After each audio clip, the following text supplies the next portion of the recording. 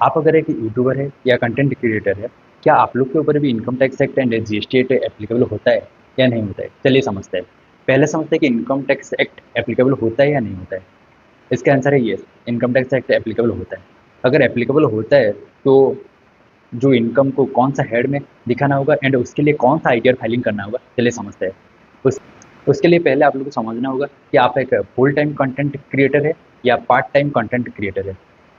अगर part time content creator है, आपका जो भी इनकम होगा वो आपका इनकम फ्रॉम अदर सोर्सेस में आ जाएगा एंड उसके लिए आप आईटीआर 1 और आईटीआर 2 भर सकते हैं। बट आप अगर एक फुल टाइम कंटेंट क्रिएटर है, तो आपका जो भी इनकम होगा वो income from business and profession में आ जाता है एंड उसके लिए आप आईटीआर 3 और आईटीआर 4 भर सकते हैं। बट आईटीआर 4 में भी देखिएगा कि आपका जो भी यूट्यूब का इनकम को या बिजनेस इनकम दिखाना होगा या प्रोफेशनल इनकम दिखाना होगा, तो कौन सा इनकम दिखाना सही रहेगा। आप जैसे कि इनकम टैक्स एक्ट में प्रोफेशनल का डेफिनेशन देखिएगा, उसके अंदर यूट्यूबर या फ्रीलांसर करके ऐसा कोई वर्ड मेंशन नहीं है प्रोफेशन के अंदर। तो आप इसको बिजनेस इनकम जैसा ट्रीट कर सकते हैं एंड जो भी बिजनेस के ऊपर रूल्स एप्लीकेबल होता है, सेक्शन 44 एडी लगता है, तो जो भी रूल्स होगा वो आपके ऊपर एप्लीकेबल हो जाता है। अब समझते हैं कि जीएसटी एप्लीकेबल होता है या नहीं। यस, इसका आंसर भी यस है, जीएसटी भी एप्लीकेबल होता है।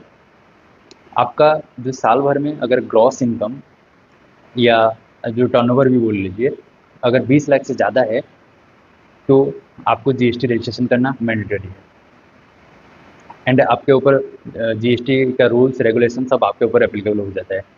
बट यहाँ पे भी एक बात है, आप अगर गूगल एडसेंस से अगर इनकम आपका जनरेट हो रहा है तो उसको एक्सपोर्ट ऑफ सर्विस माना जाता है एंड उसके ऊपर जीएसटी एप्लीकेबल नहीं होता है।